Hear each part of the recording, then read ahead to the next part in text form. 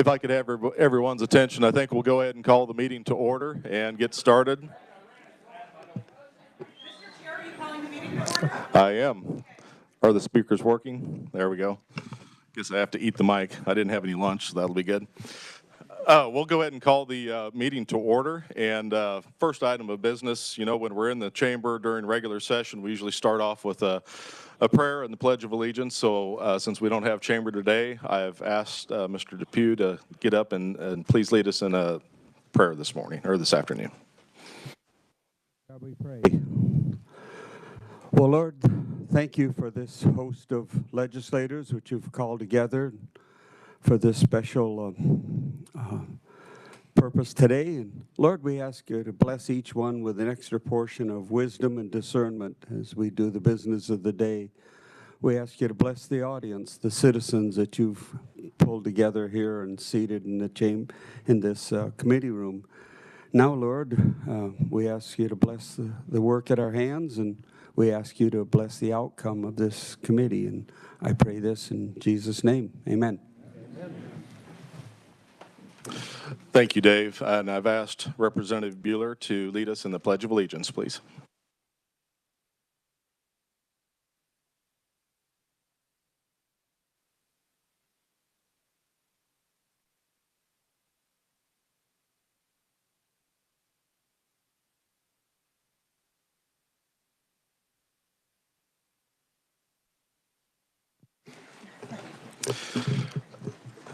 Okay, we will go ahead and get started. Some of the logistics. Mr. Tom Day asked me to remind everyone to please complete your payment vouchers. He should have distributed those. Get them back either to Mr. Day or Leah, my office assistant, can also collect those so we get those taken care of. With that, we will go ahead and jump right on into the agenda. This is the joint meeting of the House Tax and Senate Assessment and Taxation. And the purpose of this meeting is an informational hearing on the proposed tax bill that we have been discussing. Technically, we don't have a bill because we're not in session yet, but we will, as soon as we get the bill number, we'll get that introduced. Probably go straight to the floor, I'm assuming. No committee work tomorrow. Other than the body of the whole. So I would first turn to the reviser for an overview of the proposed tax plan.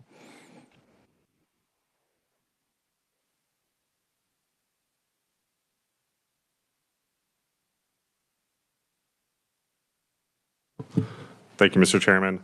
Adam Seaber's Revisor's Office. We will be bringing up copies of the tax bill shortly. Copies are being made. So while we don't have it in front of us right now, I'll explain the contents and then copies will be handed out here shortly. The tax bill for the 2024 special session modifies income tax rates for individuals, eliminates the income to qualify for a subtraction modification for Social Security income, increases the Kansas standard deduction and the Kansas personal exemption, increases the tax credit amount for household and dependent care expenses, decreases the normal privilege tax rate, increases the extent of the exemption for residential property from the statewide school levy. It excludes IRC 1031 exchanges as indicators of fair market value. It would provide for certain transfers to the state school district finance fund, and it would abolish the local ad valorem tax reduction fund and the county and city revenue sharing fund, I'll go through that a little more in detail for each sections of the bill.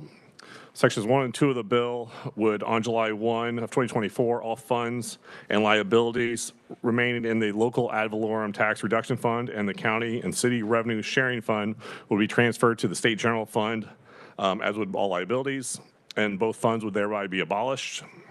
On Section 3 of the bill would provide that for any increase above $42,049 for the residential exemption from the school levy, such amount of revenue that would have been generated from the decrease in property taxes will be transferred from the state general fund to the school district finance fund of the Department of Education. There's several sections, sections 4, 5, 6, 8, 14, and the repealer all deal with the repeal of the local ad valorem tax reduction fund and essential cleanup to references in statutory sections that relate to the repealed funds. Section 9 of the bill would increase the residential exemption from the school levy to $75,000, and it would remove any further increases that are currently provided in law. Section 10 would exclude all IRC. Section 1031, exchange transactions as indicators of fair market value.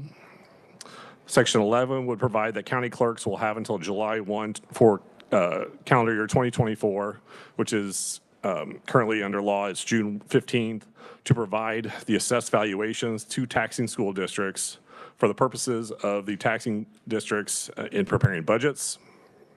Section 12 would decrease the normal privilege tax on national banking associations and state banks from 2.25% to 1.94% for tax year 2024 and thereafter.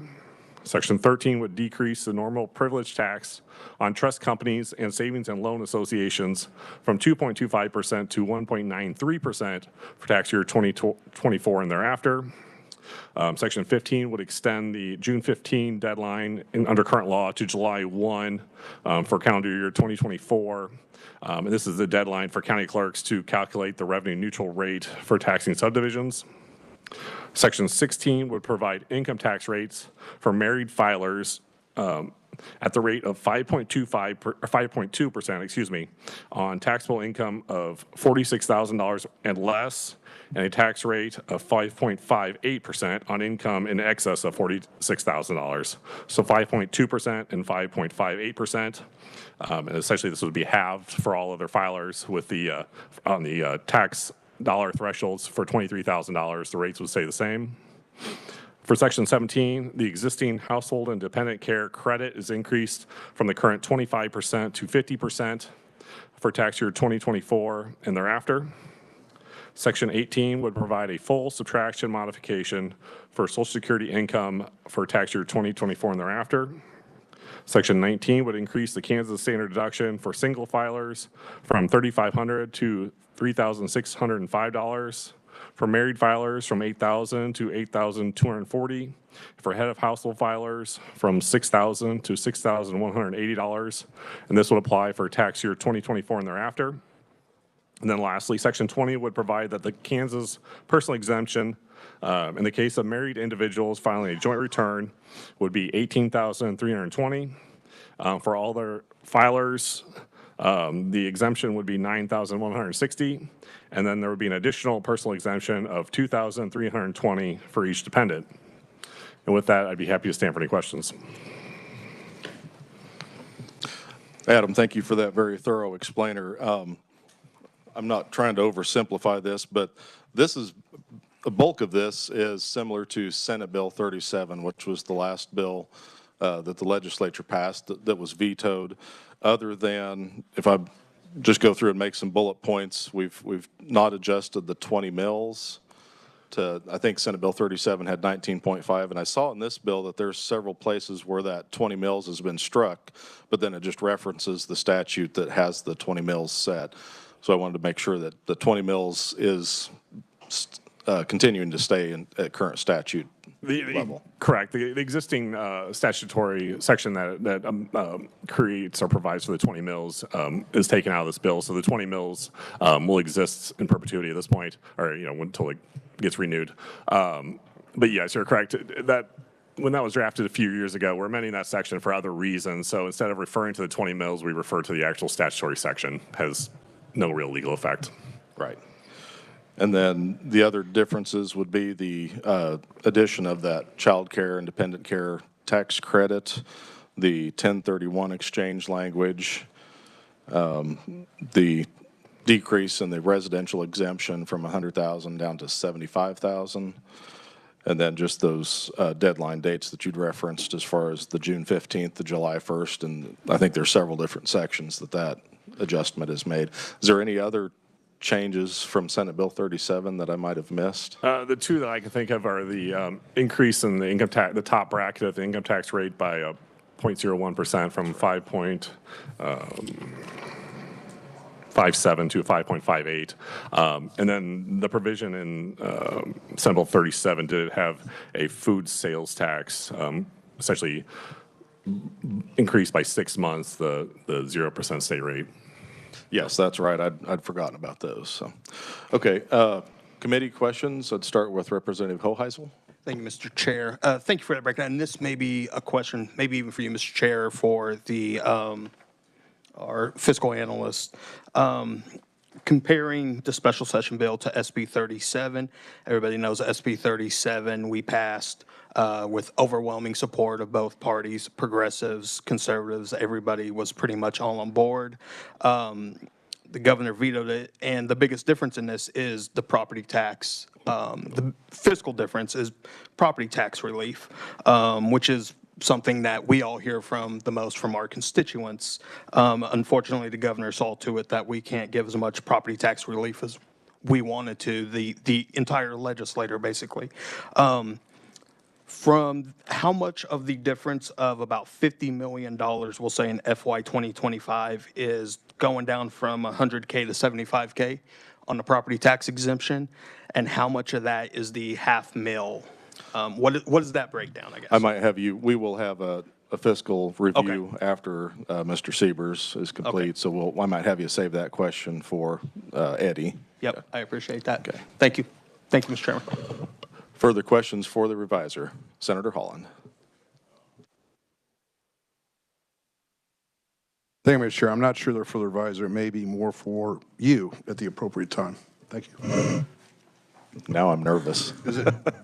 Is now the, We'll focus on questions for the reviser right now. okay. Senator Baumgartner.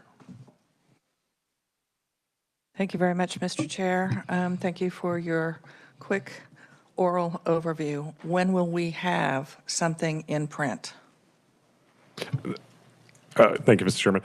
Yes, bill drafts are or the proposed bill is being processed as we stand. So before the end of this meeting, we should have copies to you. And if I might, Mr. Chair, so we were notified at the end of last week in a press release that 2 members of leadership and the governor had come to an agreement. And then it was called that we would have this meeting. First, it was going to be in the morning, then to the afternoon.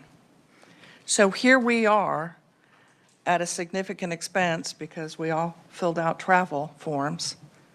And we don't have a document to look at, which is a part of the legislative process. So help us understand how this truly is not a perfunctory process if we have nothing to look at. How is that we have nothing to look at? I'll turn to Senator Tyson, please. Thank you, Mr. Chairman, and thank you for the question. And I just want to thank Legislative Research and the revisers. They have gone over and above to get us product and quality documents in a timely manner. It is nothing on them. There were negotiations that, believe me, the revisers, they were on call, and so was Legislative Research all weekend to take questions and to work on this stuff. So, Adam, I just want to make sure that you guys know this is absolutely no reflection of the way you do your jobs. So thank you. I can't thank them enough. In fact, I would ask that the body thank the revisers and research for all their work. We will.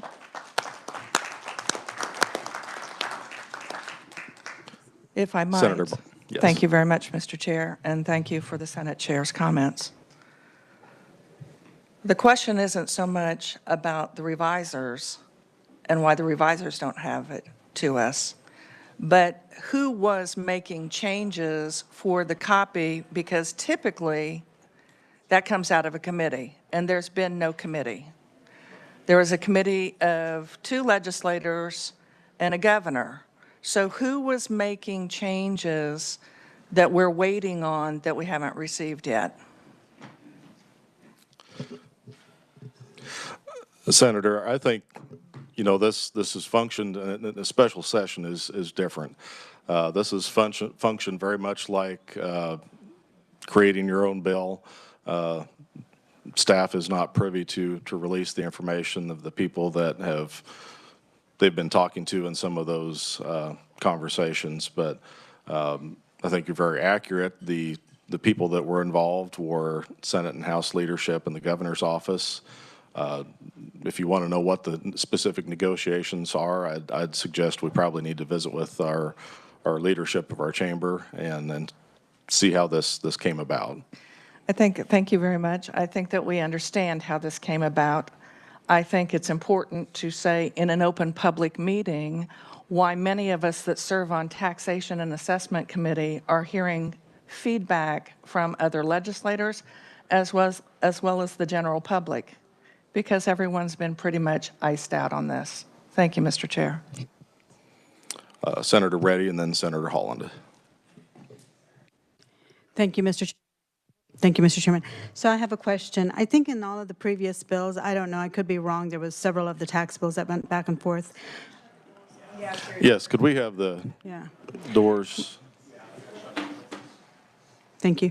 Was the 1031 exchange language in any of the other previous tax bills that we have been discussed, or is this the first one?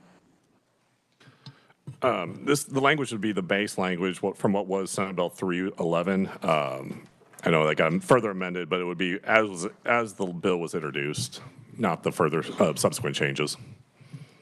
A follow-up, thank you. So my question was it in any other previous tax proposal package that we've seen, or is this the first time this bill has been introduced into the tax package?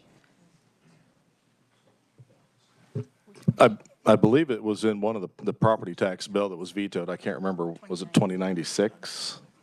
It was in 2096. I meant as a package of, it was in a package because we've had voted on 5 or 6 tax bills. It was in one of those? Yes. Okay. If I'm not mistaken, House Bill 2096 contains several property tax provisions, and this was one that was included. I'm assuming it's the exact same language as was passed by both chambers. Yes, that's my recollection, that the 2096 went back to what was the original 311 with just the 1031 exchange provision. Okay, thank you. Senator Holland. Thank you, Mr. Chairman. I want to follow up on Senator Baumgartner's comments because I have some, I think, concerns along the similar vein. I guess I want to start with, I want to be sure I understand what is the objective of today's meeting. Is this group is this purely informational? Is there going to be any sort of recommendation up or out with this bill? What is the objective of you, Mr. Chairman, since you called this meeting? The objective of this meeting is an informational briefing. There will not be any action taken. We don't have a bill number to take action on.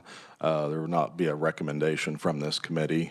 It will be introduced tomorrow on I believe it's on the Senate side. It's going to be a Senate bill is what I've been told. And at that time, it will go through the process. And Mr. Chairman, just as a couple more follow-ups, I know my side didn't ask me for my 2 cents on this deal. And would somebody on the Republican side care to opine if there's any significant input gathered from our side on this bill? Are you as much in the dark as I am, Mr. Chairman, on how this thing came together? Well, at least as far as your input into whatever. I don't want to get into debate. We are on questions for the reviser, but I will say a majority of this content came out of Senate Bill 37 that was passed by both chambers. The 1031 piece was in a bill that was passed by both chambers. The child care tax credit was passed by the House. I don't believe the Senate took action on that, but other than adjusting some numbers and some dates perhaps, the content has been thoroughly vetted. Mr. Chairman, that's not my question. My question is how were any Republican members directly consulted about the components of this bill or this special session? How actively was your side engaged? I don't have that answer. Okay, very good. I guess I have another question then. Let's go down the procedure route here. Who determined, was there enough public notice given on people being able to testify for this bill? I guess what I'm wondering is that, was there a public notice that went out as far as when people would be able to testify on this? I might save that question for research when they come up after Mr. Siebers is done, because they did put out an information, public notice, a place to submit testimony, and the information for the meeting today. Okay, my only point, and then I'll stand down for now, Mr. Chairman, is that I see for our supporters, we have certain stakeholders from the business community. I really don't see anybody from, homeowners weighing in on this thing as far as being able to testify. And that's one of my concerns about this process. Thank you, Mr. Chairman. Further questions, committee? Representative Awerkamp. Thank you, Mr. Chairman. Adam, can you go through the property tax valuation exemption as far as the inflation element that was currently in statute? Can you walk through that, please? Yes, currently there is a rise or a potential rise in the what was $40,000 subject to a increase due to inflation. That's removed, and in its place, it's a hard $75,000 for the residential exemption from the statewide school levy. So that will just be a hard number going forward. Thank you, Mr. Chairman. In Senate Bill 37, I think we had 100,000. Did that also include the inflation increase each year? Representative, I think that was also a fixed amount. It took out the inflationary increase, if I remember right, Madam Chair. Yeah. Thank you, Mr. Chairman. Any further questions, committee? Seeing none, thank you for your overview, Adam. And at this time, I'll ask Eddie Penner to give us the fiscal overview from Kansas Legislative Research. Sure. Thank you, Mr. Chairman and members of the committees. You should have two documents in front of you from our office that represent tables of fiscal information that the Department of Revenue provided for each of the individual provisions contained in this. Some of you asked for this, just the information in this bill. Some of you asked for it in comparison to Senate Bill 37, and some of you asked for it in the context of the other tax bills that have been passed this year. And so the two tables, one of them represents a comparison of this bill to 37. The other one represents this bill and the individual lines for the three other tax bills that have been that were enacted during the 2024 regular session. But both of them contain the fiscal information for this particular package. As you can see, the combined state fiscal impact begins at $471.6 million in FY 2025. And then it goes to $378.9 million in FY 2026 because of the retroactivity of a number of the provisions to the beginning of tax year 2024 that incorporates more than one full year's impact in that first year. And so that true annualized cost is what you see in the years after fiscal year 2025. And as you can see, it increases to $383.1 million by fiscal year 2029. The two largest items in terms of the fiscal impact of this bill are the individual income tax kind of restructuring and reform. That's the changes to the brackets, the rates, the standard deduction, and the personal exemption amounts. Those are all a single line item. When the Department of Revenue simulates those on the actual tax returns to get the fiscal impacts, they roll all of those together because, of course, there's quite a bit of inherent synergy on an individual return between the rates and brackets and the deductions and exemptions. The next is the Social Security exemption, which is simulated separately. The third line item there is the privilege tax rate reduction. The fourth line item is the property tax piece, and I will circle back to Representative Hoheisel's question. And then the last line item is the child care tax credit. You can see the one that has the two bills side by side. The SB 37 has a grayed out line there for the child tax credit. It was not a part of SB 37. It was a part of a child care reform bill that the House passed and the Senate did not take up. And then it was also a part of a separate tax bill that both chambers, I believe, took up and was also vetoed. So both chambers have taken up some form of that during the veto session of the legislature.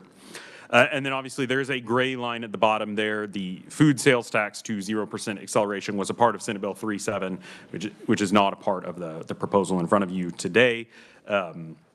The only thing I do want to mention on the one that has the side-by-side is this represents the all funds number. That $76.6 million on the food sales tax is, of course, split across the state general fund and the state highway fund.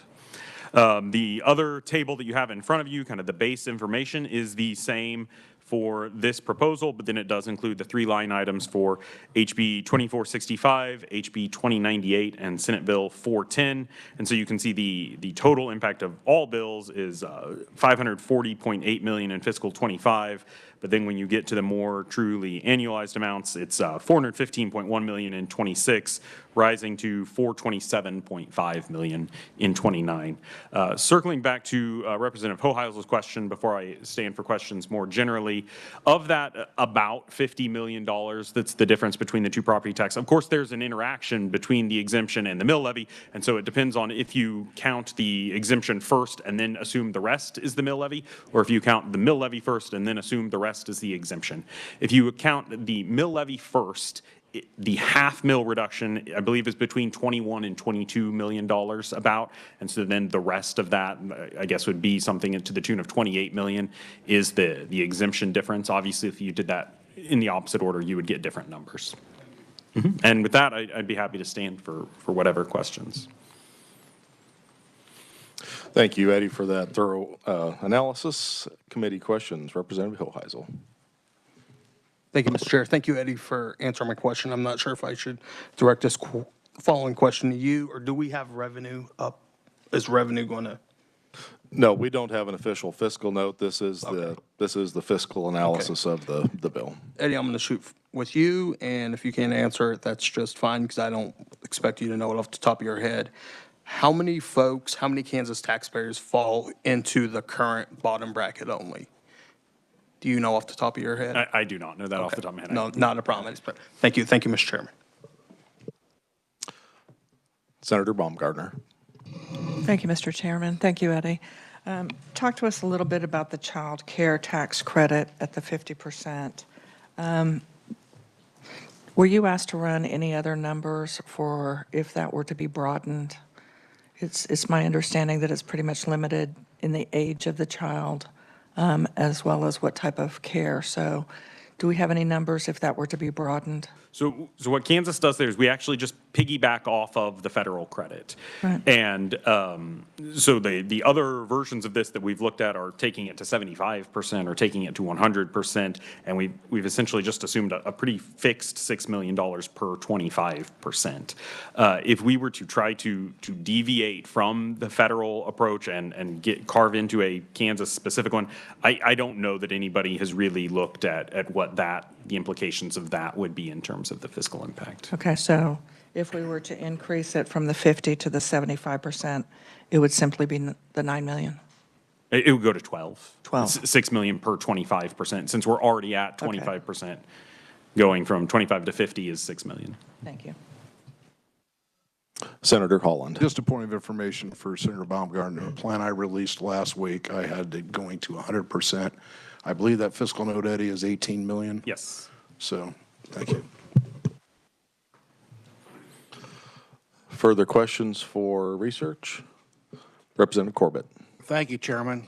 Eddie, I got a question for you because it's not in the tax bill, but do you know what the cost would have been to include the tax breaks for seniors and veterans on their property tax if it would be put back in? The ones that were a part of HB 2096? I think so, yeah.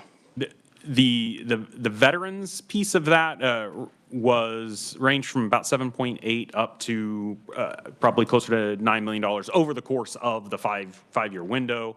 The ones that were the change to the tax freeze program, they grew at a greater rate per year, and I can get those once I'm back at my computer, but I don't recall them off the top of my head. I just know that a lot of constituents have, one of the things they have called about that is probably the number 1 or 2, and it frustrates me that with all the money we're sitting on, that we have to take advantage of the people who need it the most. So I think that's kind of a slap in the face. Thank you, Eddie. Mm-hmm. Senator Holland. Thank you, Mr. Chairman. For the representative's information, in the plan I introduced last week, I included the Veterans Valor Property Tax Relief Act in there. And the fiscal notes for that are 7.6, 8, 8.4, 8.8, and 9.2 million fiscal years 25 through 29 in my plan. Yes, Representative Kessler. Thank you, Mr. Chair. My question is, you sent out a notice for the people to testify and stuff. Will we be able to see copies of those, of people actually did submit testimony? Or was that not you that sent them out? So we sent out, on Friday afternoon, Legislative Administrative Services sent out 2 emails. One was an email that went to the notification lists for these 2 standing committees combined into a single email, and then the second email was one that goes to the went to the notification list for their typical interim committee meeting set. And so that's the 2 notifications.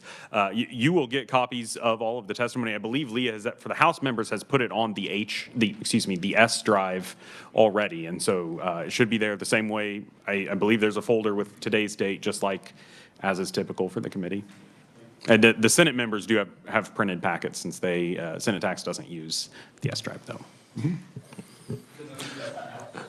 Yeah, House Tax. I failed to, at the beginning of the meeting, clarify that for House committee members, when you usually go to that taxation folder in the S drive, it'll bring up the 2024 House taxation meetings, and then you will see a folder there with today's date, House special session, and then all the testimony should be in that folder. So I apologize for not clarifying that at the beginning. And for the benefit of the listening public and the people behind me, I do believe it's on the legislature's website as well, uploaded there. With one exception, and that is that one of the 2 comparison charts that I have in front of me, I never actually got a digital version of that to Leah. So I will do that before the end of the day, but it's not up there yet. Representative Epley. Thank you, Mr. Chairman, and Eddie, thanks for the presentation. I guess it's kind of a simple question, but I just got to ask this. On the privilege tax reductions, we've seen 2 step 2 reduction, we've seen 1 step 2 reductions, and then the last, I think 37, it was 1 step, and that was it. And I assume this is a 1-step reduction on the privilege tax in this item? This is the 1-step 1 reduction, and it is effective tax year 2024 to where it would line up with what the non-financial institution corporations have received pursuant to the rate reductions under the Apex legislation. At this point, we have 1 project that has been certified as it relates to that, and so only 1 rate reduction. So that's what's reflected here. Thank you, Mr. Chair. One other question. It's a minor, 1.1 million. Why does it go down from 25, 26 then if it's all of 24 to go into 25? That's the retroactivity to the beginning of tax year 24. Thank you, Eddie. Appreciate it. Mm-hmm. Further questions for legislative research? Yes, Senator Baumgartner. Thank you very much. Could you share with us what revenue came in, do we anticipate came in this year on Social Security tax?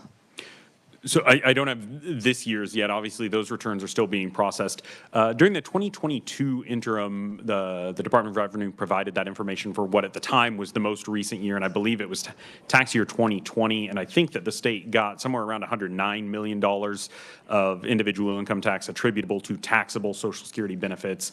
And so the fiscal year the fiscal impact that is reflected here is basically that sort of data brought forward several years due to the Social Security cost of living adjustments that are part of the Social Security program, and also the fact that Kansas does typically have a small growth in the number of taxpayers each year. So if I might, as a follow-up, when we look at the comparison, it shows for Social Security exemption, fiscal year 2025 would have been 152. But the example you gave us from 2020 was 109. So is it closer to the 109 or closer to the 152? So it's closer to the 121 to 132 million that you can see for years 26 through 29. The 152.1 is once again because of that retroactivity, in the fact that in year 1, since this would be effective back to the beginning of tax year 24, you get a partial second bite at the apple there. Thank you very much. Mm-hmm. Yes, Representative Howe. Welcome to tax, by the way. Thank you, Mr. Chairman.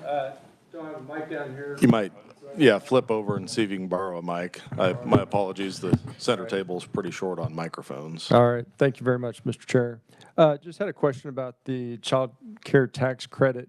What is the current rate of the federal level? And also, are there any income requirements for eligibility for claiming the child care tax credit, or is it open to everybody? So at the federal level, that credit is for one child it's a percent of the expenditures, the qualifying expenditures per dependent. And for one dependent, it is up to $3,000. And the percent is based upon the taxpayer's income. For two or more, it is up to $6,000 of qualifying expenditures. And the percent is a phase down of the percent that I believe that the highest percent is 35%. The lowest percent is 20%, and that phase down occurs across income levels. I believe it gets down to 20% in the $40,000 of gross income. So for most taxpayers claiming this, it's 20% of up to either $3,000 or $6,000 of qualifying expenditures. And then at the Kansas level, we then take currently 25% of that 20% of $3,000 or $6,000. Senator Reddy. Thank you, Mr. Chairman. So I just have two questions, and they may have been answered in the past. For the Social Security exemption, this is what I hear most about. It's been very popular as far as constituents. How many would be impacted? This is one of our largest demographic and probably growing as well, especially in my district and I think throughout Kansas. That's question number one. Question number two, is the residential property tax exemption is increased to $75,000? Is it currently $45,000 or is it different than that? Thank you. So for the Social Security one, the exact number of that I do not have immediately in front of me here. Once I'm back to my computer, I'll be able to track that down for you. For the residential exemption, the way it's written into law is for tax year 22, it was $40,000. And then for all years thereafter, it was increased pursuant to the formula based upon the increase in total residential valuation throughout the state. And so last year it was $42,049. For the current year, if there is no further statutory change, it would increase to, I believe it's $44,700, either $702 or $703, something to that tune. And that's the kind of current trajectory that it's on in terms of its percent increase. And so for next year, it would go up again. And that is why when you look at the fiscal impact of the residential property tax exemption, you see the cost of that decreasing year over year because a fixed 75 is less distant from the current amount each year as that current amount increases pursuant to the formula provided for in statute. Eddie, I'm sure you can get the exact number. I think when we were talking about the Social Security piece during session, the number was right around 100,000 taxpayers that would be impacted by that. Representative Hoheisel. Thank you, Mr. Chair. Thank you again, Eddie. Just want to hit back what you just said. That formula, that kind of inflationary formula, is that staying in the legislation? The elimination of that formula is my understanding is a part of the special session proposed bill, and it was also the elimination of that formula was also a part of Senate Bill 37. Was it? Okay. Mm-hmm. Okay. Okay, I got you. Yep. Thank you, Mr. Chairman. Senator Tyson. Thank you, Mr. Chairman. I just want to remind the body that we had provisions in 2096 that had inflationary factors. We lost all of those provisions for inflation in CCR 30. The next version, CCR 37. Yeah, and we had inflationary factors in some of the income tax pieces too that were lost. Yep. Further questions, committee? Seeing none, Eddie, thank you very much for your presentation. At this point, we will open up the proponent testimony and welcome first to committee, Mr. Dave Traubert.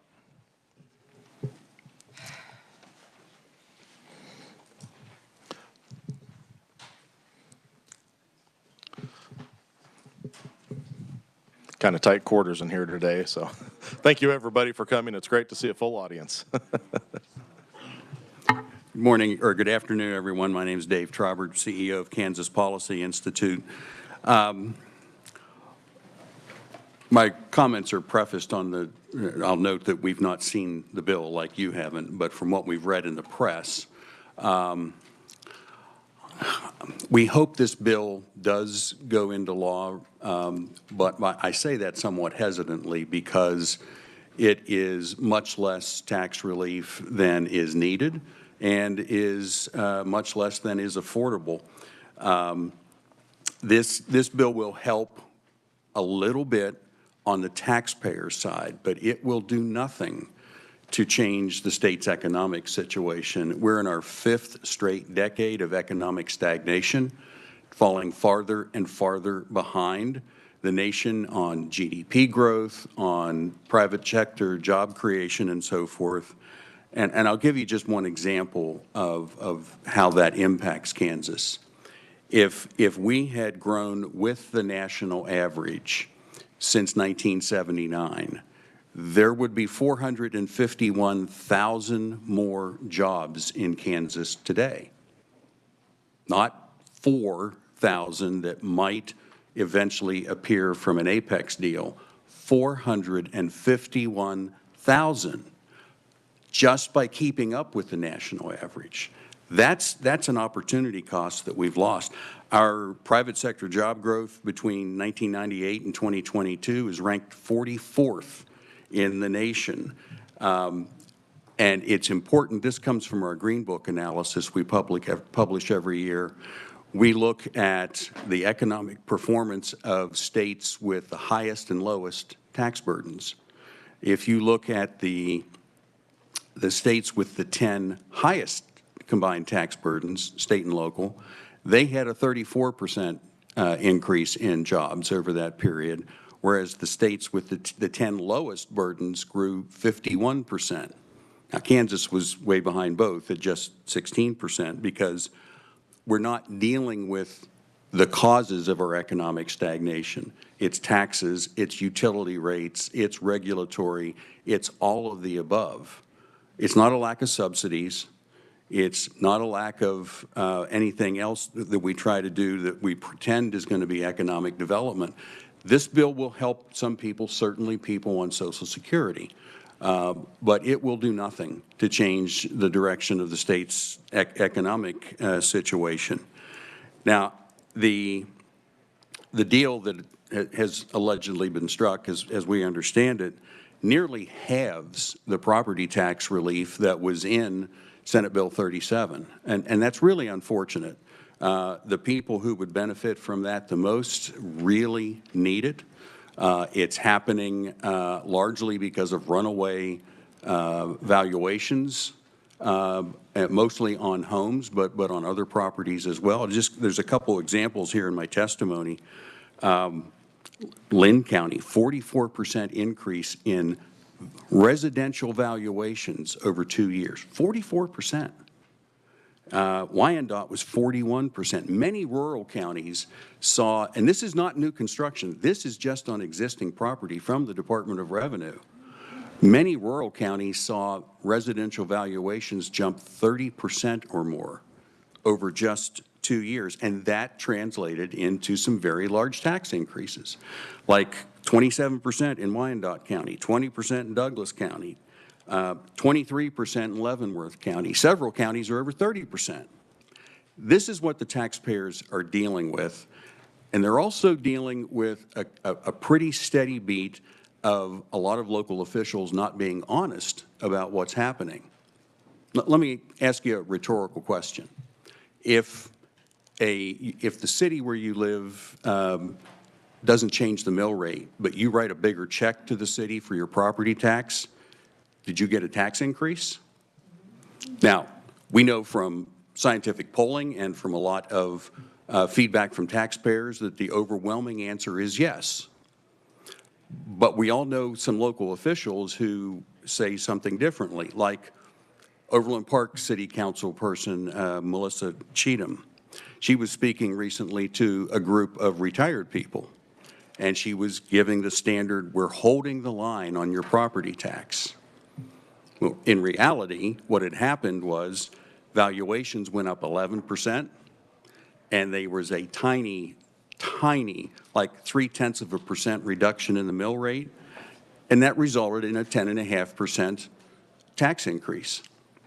Now, if something like SCR 1611 had been in place, where valuations were limited to 4%, in order for Overland Park to get that big tax increase, they would have had to increase the mill rate by more than 6%. And we know that local officials don't want to own up to increasing your mill rate, let alone increasing it by 6%. So a valuation limit would certainly help taxpayers a great deal. They might still get a tax increase, but we wouldn't be looking at these double-digit increases ongoing. And I guess I'll close by saying that a lot of taxpayers are still hurting, and this bill that is whatever it's going to be called is not going to make a huge difference in their lives. It'll help a little bit, but they're watching, and they know that the legislature, because they read media too, they know the legislature is probably going to be voting on a $1 billion plus subsidy for sports stadium.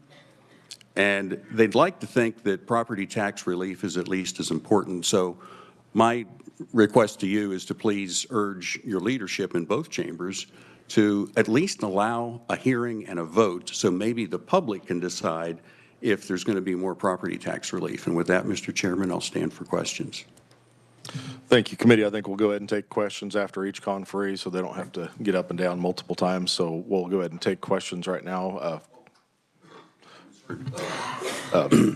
Start off with Representative Sawyer.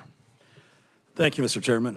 You know, I agree with you in that I wish we had more property tax relief in this bill, and I supported Senate Bill 37, House Bill 2036, Senate Bill 300, which all had more property tax relief. It would be great to be able to do that, but the political reality we live in, to get a bill passed, it's got to pass the House, Senate, and get signed by the governor, and those bills didn't meet that standard. This one apparently will. So, you know, if we try to add more property tax relief, then we're back again to no bill. So that's kind of where we're at. You mentioned, although the economic growth in Kansas, you know, we get monthly reports of our revenue each month, and then quarterly we get these quarterly economic indicators. And I don't have it in front of me, but I do remember when we got the last report, June 1st, that Kansas had tremendous growth in the state GDP last year. As I recall, 2 of the quarters were in the top 3 in the country, and for the year we finished in the top 10 in the country. So I think at least in recent years, our state GDP growth is pretty good. Thank you for that, Representative. I'll start there. The GDP measurements are typically compared to the previous period. So if you had, and I know this has happened to Kansas and other states, one year you have a really lousy year, and then the next year you rebound, and it looks like you had an enormous jump, but you're maybe just getting back to where you were 2 years ago. When you look at the long-term trend, whether it's GDP, you look at job growth, it's just not there. Yes, the state is taking in more revenue, and most of that has been spent. We've seen general fund spending jump 56% since Governor Kelly took office. And it is unfortunate that whoever worked on this deal had to agree to cut back on property tax in order to, maybe it was to get a number, maybe it was to get an agreement to run a $1 billion subsidy bill that the Commerce Committee is going to be hearing about later. It is unfortunate because we need much more income tax and property tax relief in Kansas. Next, I have Representative Clayton, and then Senator Holland. Thank you, Mr. Chair, and thank you for being here today. You know, I have to say that as a representative from Overland Park who represents parts of Prairie Village and North Leawood, my constituents, and me included with my valuations jumping, we are experiencing that. One of the points of reconciliation that has gotten me to a tentative yes on this, obviously provided I need to read the legislation first before I can formally support it, is the fact that we are eliminating that tax on Social Security. One of the things that we hear the most about, especially in my part of Johnson County, is older residents who really need to stay in their homes. And so some people talk about how maybe we should only exempt certain levels of Social Security. With the high cost of living in Johnson County, in particular the northeast portion, this complete elimination of the Social Security tax will allow a lot of residents in my legislative district to stay in their homes. And so that's how I'm able to reconcile that. Now, you You mentioned SCR 1611, and, we certainly had heard a lot about this prior to the session beginning when it was a little bit colder outside. But my question is I know that a lot of folks are not very pleased with the way that the deal has been struck. I don't like sausage either. Ew. That's not my style of legislation, right? But my question to you is this. Did you reach out to the Speaker and the Senate President, or you used to be my constituent back in the day. Do you remember that? Did you reach out to your current representative and senator and have conversations with them? And moreover, do you want us to go into additional days in special session to have a hearing here? I will sit here all summer long if it means bringing tax relief to the people back home, but we also have to be cognizant of the fact that this is costing the people money. So what are some of your solutions in regards to that, and what have you done to reach out to your representative and your senator to make sure that they're moving this along? We reach out to both, I personally and also institutionally reach out to legislators, governors, and so forth on a regular basis. It is unfortunate that your constituents have experienced large property tax increases absolutely unnecessarily. There's cities and counties are sitting on hundreds of millions of cash reserves and still hitting people with double-digit property tax increase. So yes, the Social Security thing will help them some, but just get ready for this summer. In another month or so, there's going to be more double-digit property tax increases hit on them, so they'll take it right back. And that may well be the case, but those local officials, just like us, will stand and face the people for their own reelections. And I do think it is important that we pay them the proper respect. They run for office just the same as we do, and they are accountable to the people just the same as we are. Well, they are, but it would be helpful. You could force them to be honest. And that's one of the biggest frustrations that taxpayers all across the state have, is that local officials, not all, certainly, but a lot of them refuse to be honest. Council Representative Cheatham, in that hearing, citizens were saying that's not true. I am getting tax increases. And they hear this all the time. I have been to revenue neutral hearings where retired people have gotten up to the podium and begged city council, they've begged county commissioners, do not raise our property tax. I can't afford to live in my house anymore. And they sit there stone-faced and say, well, we're not really raising your taxes. We're holding the line. A constitutional amendment would force them, if they want to put out a large tax increase, they would have to raise the mill levy, and then that falsehood would be taken away. Now, I will close this very quickly because we obviously have more committees and more conferees to get onto. Councilmember Cheatham is my constituent. She ran for office. She is also accountable to the people. She is doing her job. They'll either keep her or they will elect someone else. So I'm not going to stand for that kind of talk in regards to her. She is not a liar. She's doing her job. Second of all, I would say, again, to reiterate, as far as cutting Social Security is concerned, we are doing our constituents a great service, especially in Johnson County, by cutting those costs for the people who need them the most. Thank you, Mr. Chair. And if I could respond to that, a lot of the taxpayers, especially the ones sitting in that audience, didn't agree with your position that she was being honest with them. That's where I heard it. They got in touch. They wanted to know the facts. They didn't think it was true, and they told her that, and she still. So, but that's just one example, granted. Yes, it costs $84,000 a day. It's a shame that we had to come to a special session to do something.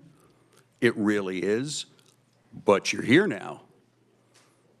And if you have time to run a bill for a $1 billion subsidy for a sports stadium, I think taxpayers would say you have enough time to consider a constitutional amendment to give them some property tax relief, especially since this deal takes a good bit of it back.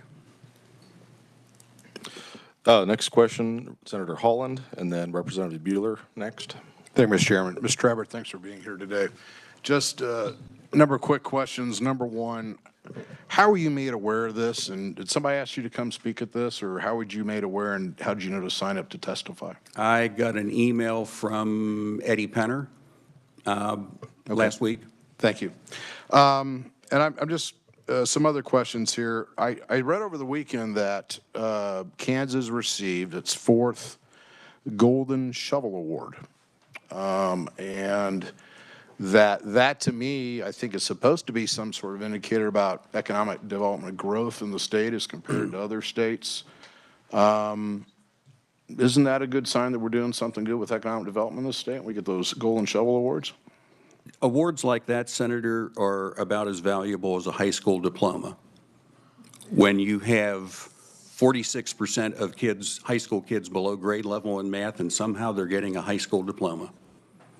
It's worthwhile to some people, but not others. And what's happened, the premise behind Golden Shovel and all the other economic awards is governments put out reports of what they did or what it did.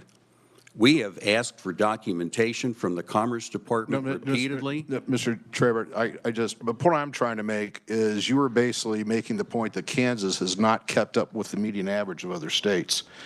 What I'm going to instead suggest is that Kansas is primarily agricultural, fossil fuel driven when you look at the exact value of stuff. And it is going to take Kansas longer to transition to other technologies and other business models versus other non-rural states.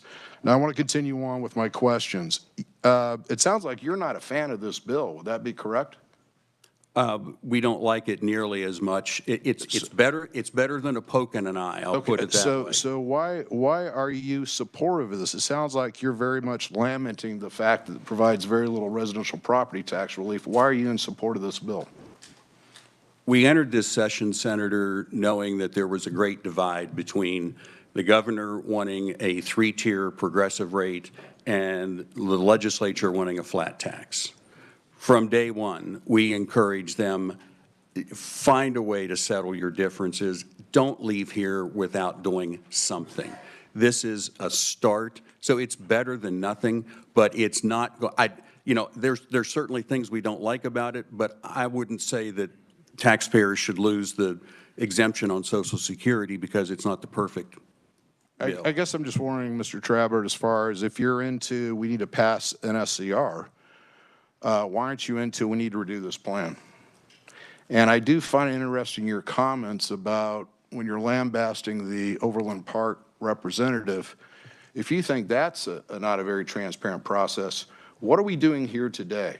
Do you view this as a transparent process? Oh, absolutely not. Is this the people weighing in? No, this isn't. Okay. Certainly, we would, look, for the record, yes, we would like to see the legislature make some dramatic changes to the bill.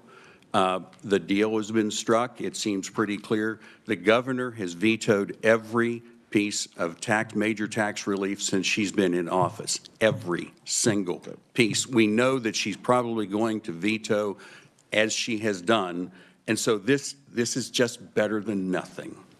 Okay, and I'm not here to defend the governor, but I will say this is that there are two sides of this coin. There's benefits we give, but there's also costs. And I have not voted for any of these plans because when you look at the out years, it tanks the budget. And I'm not trying to get partisan here, but before you start throwing shots at certain people for the spending, I want you to keep in mind we have a super Republican majority legislature. They control the spending. Okay? Now, final thing I want to make. On this policy plan, over half of this budget is dedicated to income tax reduction. There's hardly anything really here in property tax relief. And so my question to you is, I know that certain folks in our business community truly believe in the march to zero. And while this isn't a march to zero directly, it does get us off from 3-tier to 2. It does do a little bit of lowering the highest marginal income tax rate. Would you view those as more preferable in tax policy versus providing homeowners property tax relief? I don't see it as a choice, Senator. We have the resources to do both.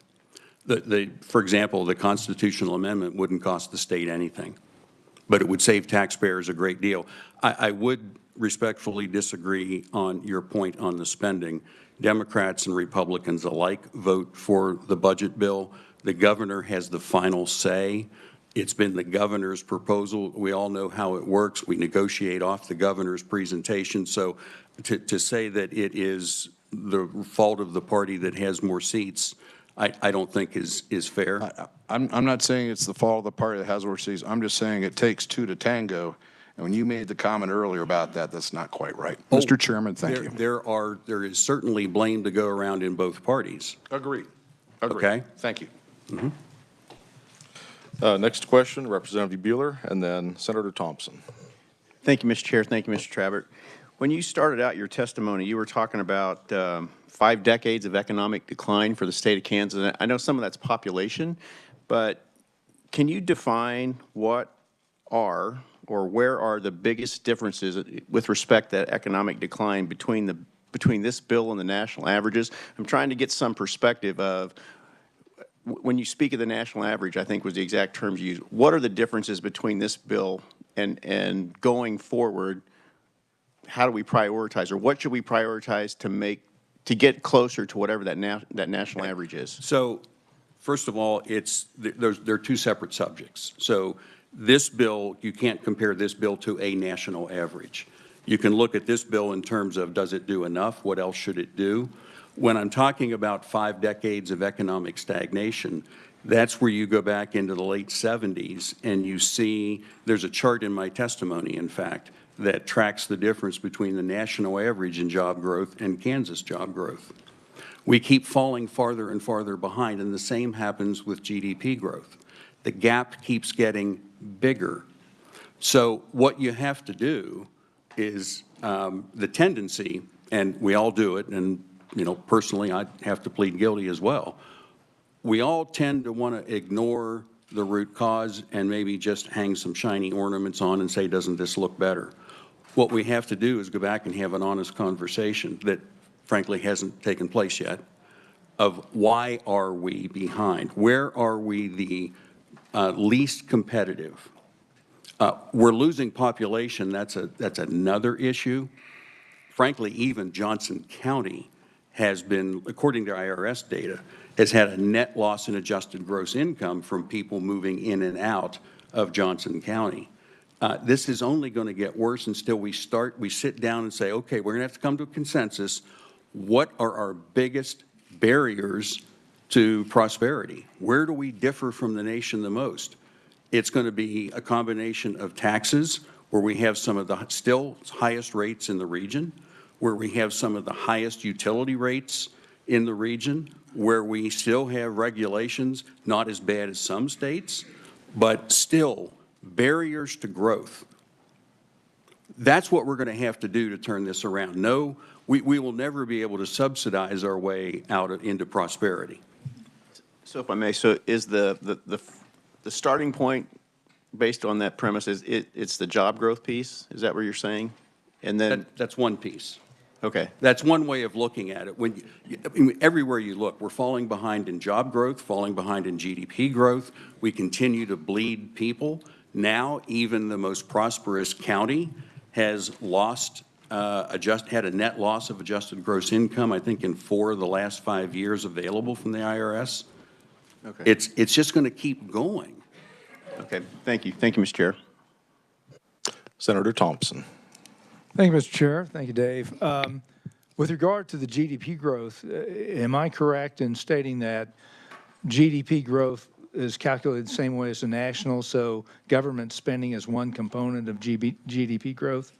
So if we remove government spending from the Kansas GDP growth, would we have any growth at all?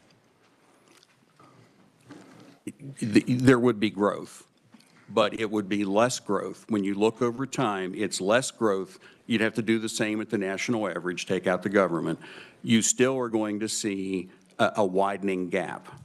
There's growth. It's just not as much as other places are growing. So with regard to, if I hear what you're saying in your testimony, the income tax component needs to happen. We're not lowering it near enough, because one thing that we never calculate in all of these estimates of revenues and whatever is the economic activity that would result as people get more money back in their pockets, income tax relief. Is there any good way to calculate that? Because we never, ever talk about that. We always talk about it in terms of how much the government is giving up to give people their own money back. So any comments on that? Actually, Senator, we published a study at the beginning of the legislative session.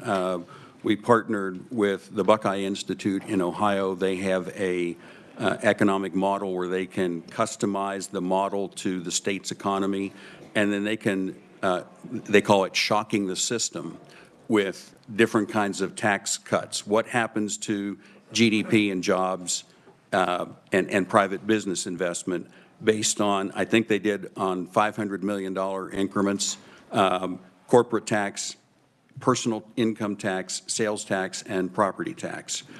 Corporate tax has the biggest economic bang for the buck, followed closely by personal income tax. Sales tax and property tax help the taxpayer, but they really don't produce nearly as much economic benefit. Thank you, Mr. Chair. Representative Stogstill and then Corbett. Thank you, Mr. Chair. I wasn't going to say anything, actually, but I was really offended by your characterization of city council people in this state. I've worked with our city council in Prairie Village for the last 8 years, and actually over the last 30 that I have lived in Prairie Village. These people don't get paid a cent. They do it out of civic responsibility. And because they might disagree with your facts and figures and so on, disagreement is not dishonesty.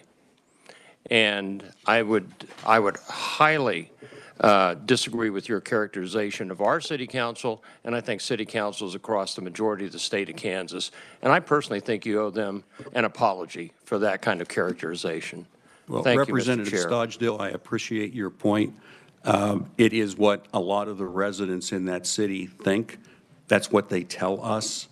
And I can tell you for sure that when you say you're not giving someone a tax increase and that they have to write a check that's 10% larger, to me, that's just not being straight with taxpayers. And that's what we bring that out to show you a real-world example of how beneficial a valuation limit would be. Because they couldn't say they were holding the line. They would have to say, we're going to raise your tax rate 6% to get a 10% tax increase. Representative Corbett. Thank you, Chairman. Some of the stats you talk about, 80 or 90 counties lost population in the last census. Kansas ranks 5 or 6 for outward migration. And if you ask someone who doesn't live here now, if you were a single person or a family person or wanted to start a small business, can you give me 3 reasons they'd pick Kansas over any other state? And normally, I brought that up after the governor's last state of the state, and you just get silence. The state's got to turn this around, or people are just going to keep walking and walking and walking because they can't afford to stay here. And that's kind of realville, but that's what it is.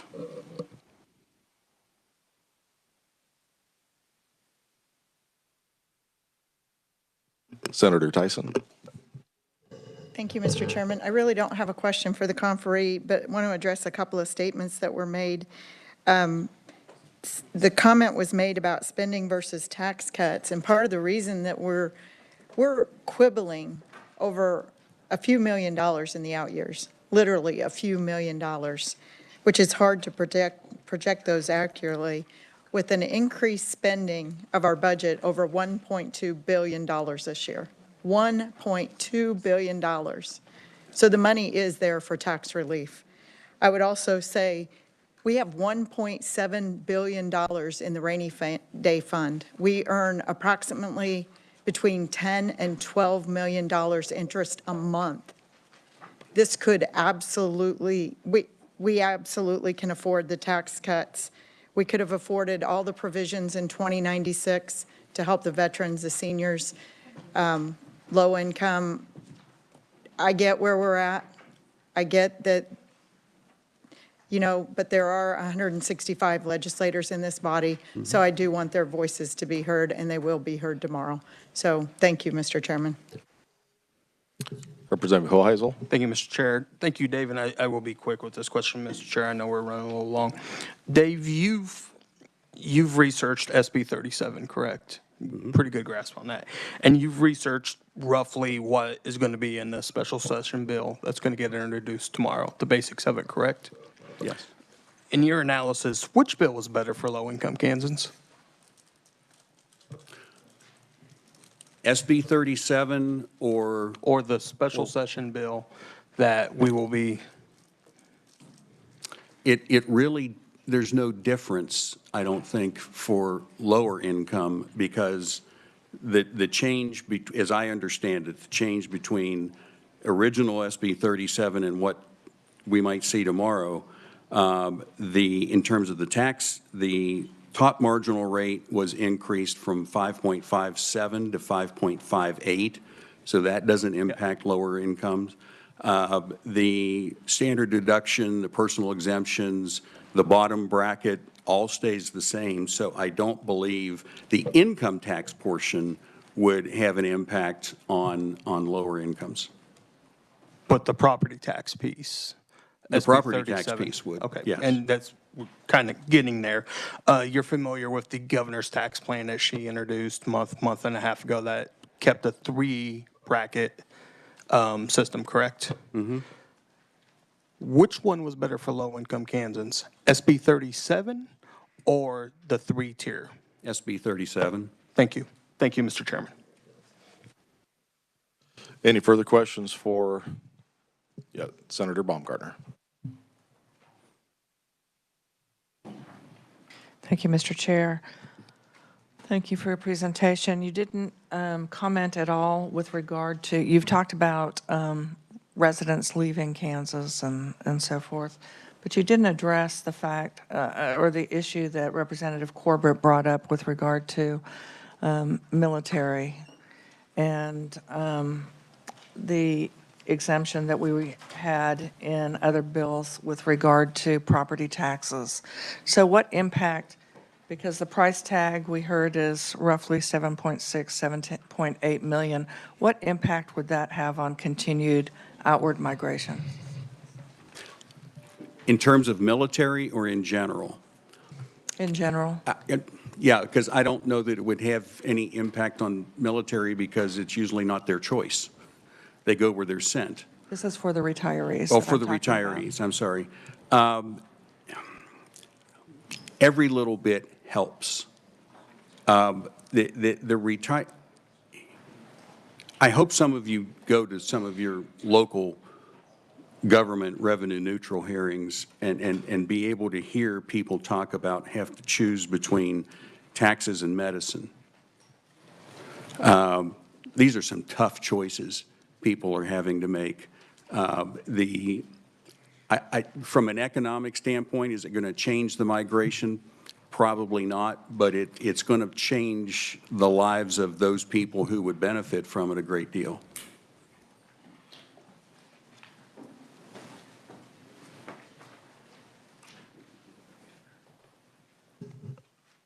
Any further questions for Mr. Traubert? Seeing none. Dave, thank you as always for your testimony. Mr. Chairman, if I could just, since there was some controversy over using a council member's name, you don't do something like that lightly. And everybody's entitled to their opinion, but when there's behavior that a large number of Kansans are so frustrated with, if we don't bring it out, it's never going to change. And so it's... Mr. Traubert, I think we need to move on to the next conferee, please. Okay. Thank you. Thanks. Speaking of that, our next conferee, and I understand he has to run up to Commerce, so I will ask Mr. Stafford with the Kansas Chamber. We'll try to keep it under an hour.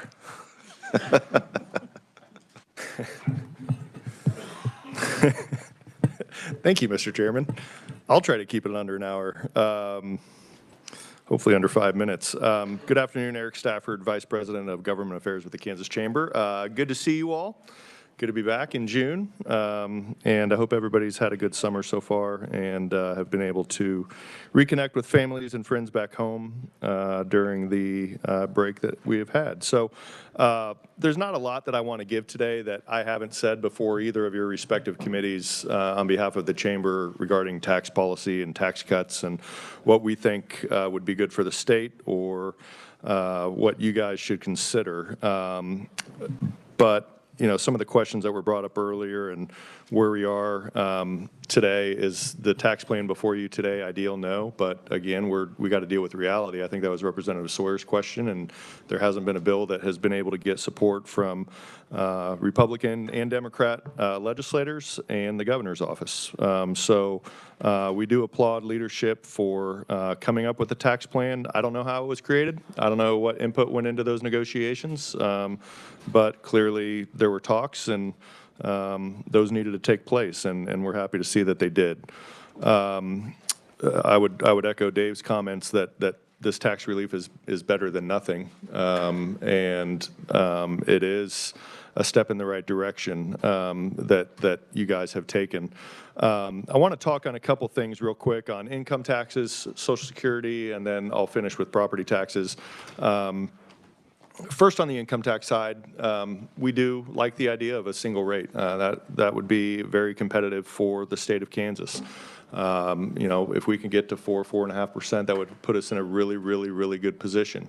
If you look on page 2 of our testimony, when special session, or when, I'm sorry, not special session, when veto session ended and the last tax bill got vetoed, our president and CEO started doing some data research and trying to compare where do we rank on our income taxes. We've talked about our surrounding states, and he's like, I want to go out a little further. So the map that has a lot of orange on page 2 of our testimony, all of those states in orange have a lower top rate than Kansas on income taxes. And I think where Dave's getting at too on the GDP conversation and making Kansas more attractive for investment, for businesses to operate, be more profitable, to hire more people, pay higher wages, all the things that you guys want to do, that whether government has a role in that area or not, that's just the reality of the capitalistic structure. It's the private sector that drives that, but they have to turn profits in order to expand and grow. New Mexico is the only state there in that map that does not have a lower top rate. Their top rate's 5.9%. So it just, Kansas, even after this, will continue to, will stand out. So I would just say, you know, kudos to everyone. I assume a lot of you will vote for the tax bill, maybe not, I don't know. I'm assuming today that it passes tomorrow. That's my assumption in my testimony today, okay? So I'm just putting that out there when I say this. It's good for your taxpayers, this tax bill. It is. It's good for your taxpayers. There's not much in here on the business side specifically, but you know, we have been supportive of general tax relief. We haven't led the effort and said this is what you should do. We've given our opinions during hearings, but this has been the legislature's plan all along. The last 2 years, you know, that the two chairs and leadership have been leading the charge. So we have been very supportive of the direction that they've taken, no matter what that looked like, because they're dedicated to providing tax relief. The second piece, Social Security income. This is where I have had some comments made to the committee. Again, we're supportive of tax relief. You'll read in our written comments a statement about the Social Security piece. Our Tax Foundation study from 2020 showed that Kansas should fix the Social Security cliff. At times, we have advocated to fix the cliff. Representative Sawyer had a plan, I think, a year or two ago that got some traction for a little while in the legislature, but that was a phase out, or I guess phase in of taxation, depending on how you look at it. And the efforts this past year, it's all been focused on eliminating Social Security income taxes. I think you could phase it out and still be good. and use the extra money, which is the difference of about $80 to $100 million toward income tax relief. But the flip side of that coin is Kansas is one of 12 states that tax it. So you're carving out more of the base. And that's what I put in my written comments, just like you did on the food sales tax piece. But there are legitimate merits to those decisions as you guys do them. So I'm not trying to gripe and say that this is, this isn't ideal. I think there are other, you could find that balance and focus more on income taxes while also fixing the cliff. But this is a good approach too, because we do stand out as one of 12 states that tax Social Security, and we were one of, I can't remember how many states that taxed food, and we taxed it at the highest level. So there are merits to decisions that have been made, and they are good tax changes. So we can't let our own interests of what we think would be good get in the way of the 165 opinions that are in this building, plus the governor's and her staff's opinions. So we also have to operate in reality and come up with what we can collectively come up with, and what we can provide input for you guys. But, I've told Alan that it's going to be my plan this summer to dig into our tax foundation report, because they list pay-fors. They list some sales tax exemptions and income tax credits to get rid of, that we could come up with an income tax plan that would buy down rates more than this plan does, but it has some pay-fors in it. There'll probably be some groups in opposition to some of those pieces that would be included in those, but that's reality, again, of trying to determine tax policy for the state. And then the third piece that I'll state on property taxes, yes, the property tax relief in previous versions would help. Any property tax relief helps. But I want to remind you that commercial property, and not just, your big mega corporations, if we want to put people in boxes, but your small businesses, your retail stores, they are assessed at 2.5 times the rate of residential homeowners. Their assessment rate is 25% compared to 11.5%. And that is a big property tax bill. I don't know where the chamber was when that constitutional amendment came out to come up with those valuations and those percentages, but in my view, those percentages should be fair and equal, the same percentage based on the value of the property, not one class of taxpayer. I mean, there were some comments earlier about we need to protect these taxpayers the most. I don't think one group of taxpayers necessarily should, there's policy merits about what generates economic growth and all that, but we have to be careful if we want to prioritize one tax group over somebody else on the Social Security piece at the expense of, say, from our perspective, the business community, right? Because everybody's paying taxes, and we pay a lot more taxes on the property tax side than residential taxpayers do. Equal footing. Just in terms of just what's in the Constitution and the valuations that are there. So I think those percentages, in a way to look at what's been happening with property taxes in lieu of local governments taking those valuation increases, can we look just to lower the valuation percentages in the Constitution for everybody as a possible option? So I just wanted to mention that from the property tax perspective, because we do pay at a much higher rate than residential owners. So it does hurt our businesses too, and not just the big businesses. It hurts the small ones as well. So, but I do appreciate the work that went into coming up with an agreement. Happy to see that it was done. But just ultimately appreciate your guys' work during the session. I know it was a grind on taxes, and you guys just stayed dedicated and worked hard. So happy to answer any questions at the appropriate time if you guys have any. We'll start off with Senator Tyson. Thank you, Mr. Chairman. Thank you, Eric, for your testimony. A couple of questions. You commented on property taxes being a priority and important. There's a hearing on a constitutional amendment directly after this meeting, 15 minutes after. You guys didn't turn in or submit testimony on that. Yeah, I think, Senator, it's, putting us on the spot, it's... Well, you don't have to respond, I'm just stating, and any of the House members that want to stay for that, they're more than welcome to. Yeah, and Senator, and we've looked at that and talked about it and have gotten feedback from some of our members, just trying to get some direction on what the right approach is, and that definitely helps. It does, and I do want to clarify. I wasn't trying to say property taxes are more important than income taxes or sales tax or whatever. I was just trying to just generally state all three level playing field in terms of priority of importance. So, but yes, we are aware of that. yeah, I'll leave it there. So, and I just want to clarify too, it's not, commercial is not 2.5 times residential. Residential is 11.5%.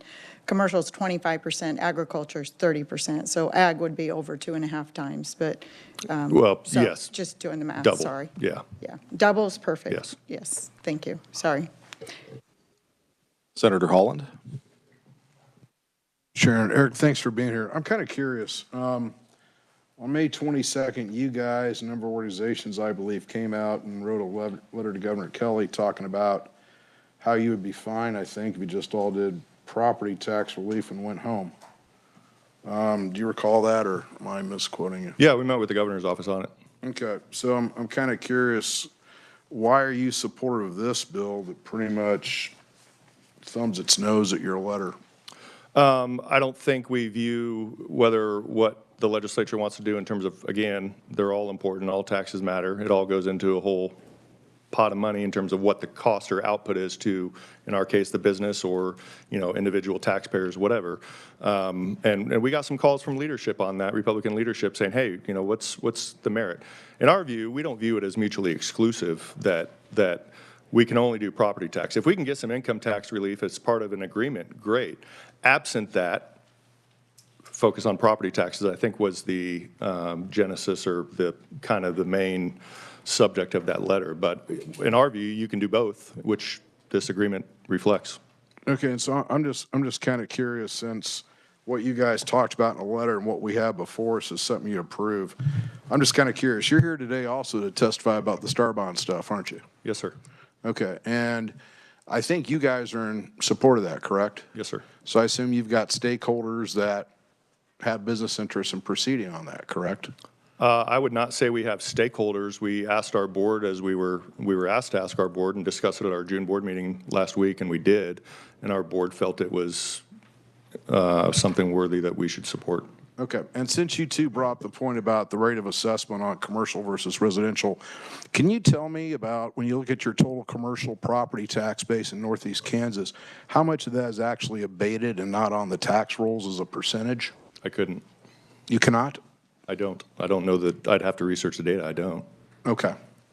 So, very good. And so I'm just kind of curious too, if we go down this path, and this is, I'm taking this back, Mr. Chairman, to property taxes is why I'm talking about this, okay?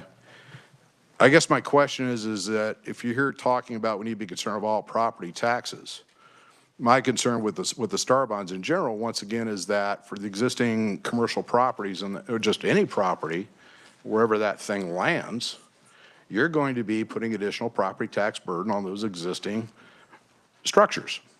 And in Northeast Kansas, 75, 85% of that, that's your tax base.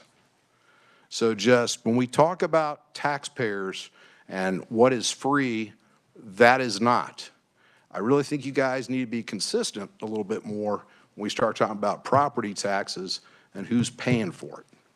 Thank you, Mr. Chairman. I think we're pretty consistent, Senator. Committee, any further questions for Mr. Stafford?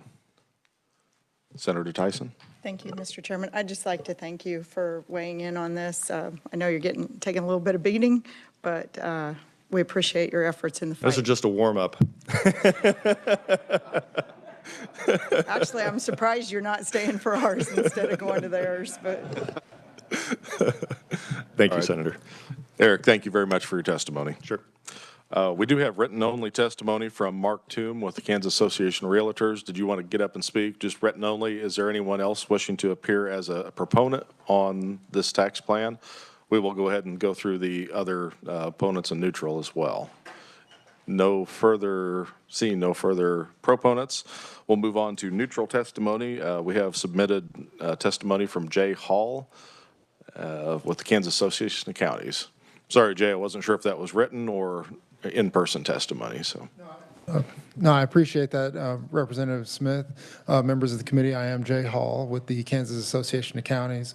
I want to focus my testimony more on the technical aspects. We don't have a position on most of what is in this bill. But we do want to note that with respect to the property tax portions, the local government side of the property tax machine is already starting to move forward.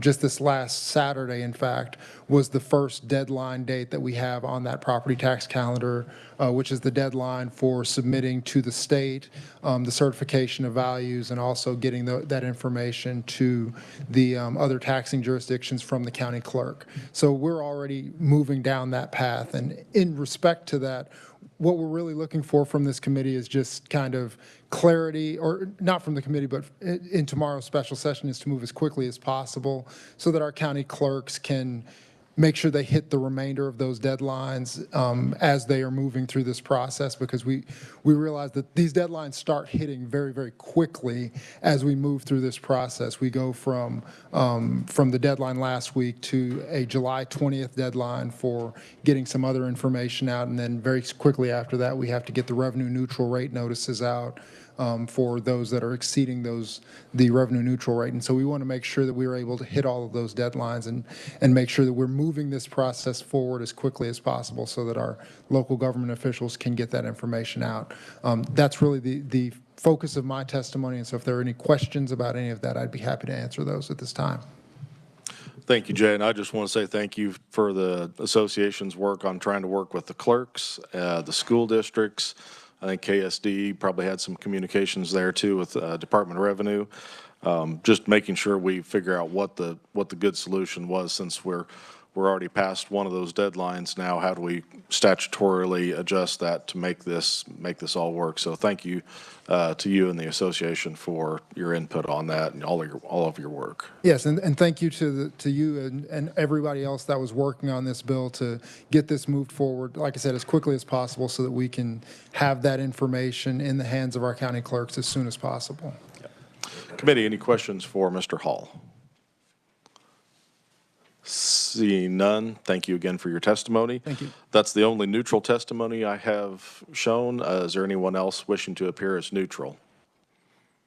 Seeing none, we will move on to the opponents. We do not have any opponents listed.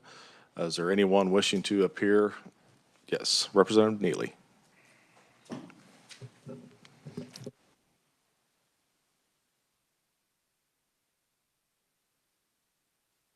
There we go. Thank you, Mr. Chairman. Thank you, committee. I just have 2 quick points. One is that we had kept knocking down every time we came for a tax plan. And it was very frustrating to many of us on both sides.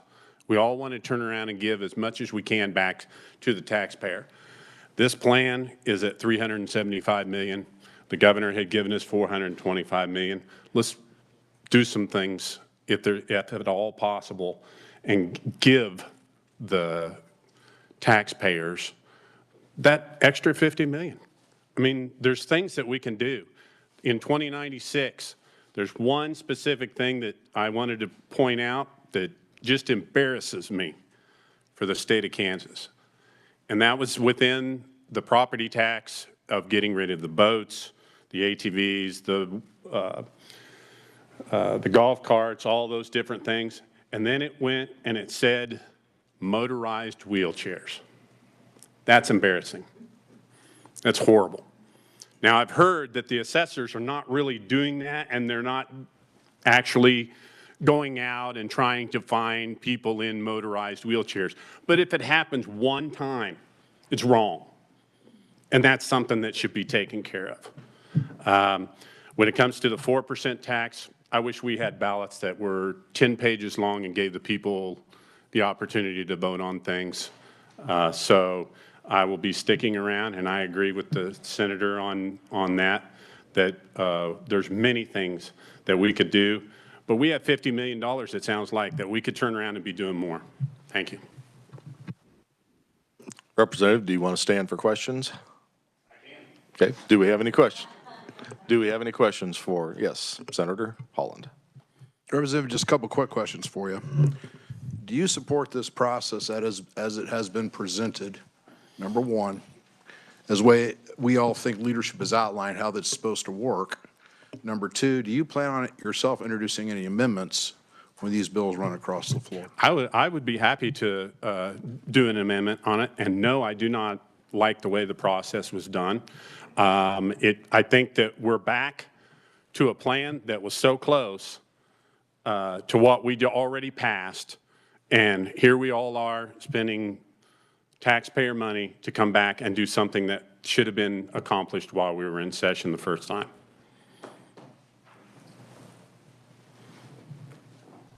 Representative Sawyer. Yeah. I share your frustration, but we don't have 50 million. The total of what's in this bill and the bills that have already been enacted, total of 427.5 million, which the governor's already indicated. That's 2.5 million above what she wants as a target, but she will accept this. So we're already above the amount. We don't have 50 million. We don't have, it was at 375, now it's at 427. That's because they're including the other three bills that were enacted into law. They include, to get to their number, she's including all the tax bills. Okay. That's Representative Hoheisel. Thank you, Mr. Chair, and I thank you, Representative Sawyer, for doing that.